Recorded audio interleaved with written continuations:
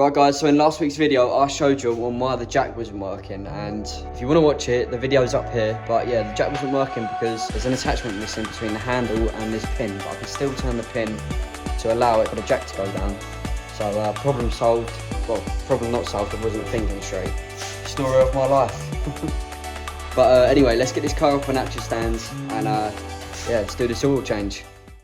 So putting axle stands underneath this car was an absolute nightmare, as I've had to try and find a structural part for the jack. Got there in the end.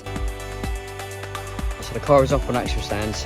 It's horrible weather to be doing a service, but I'm going to get this done. So the location of this sump plug was fairly easy to find.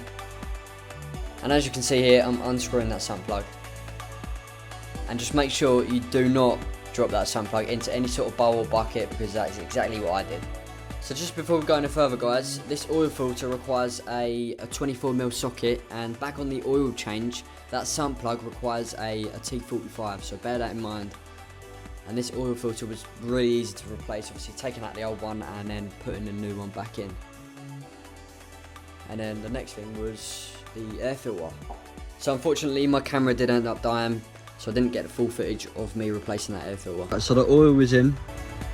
The new airbox is in as well, and I haven't fitted the spark plugs. I've done the oil filter. Like I was saying, old air filter and the old oil filter is all out. Right guys, so that will conclude today's video on servicing my car. If you did learn something, feel free to hit that subscribe button and like the video, I'd much appreciate it. Just bear in mind that the sump plug requires a T45 and the oil filter requires a 24mm socket as well, so just bear that in mind. Again, thanks so much for watching, and I'll see you in the next video.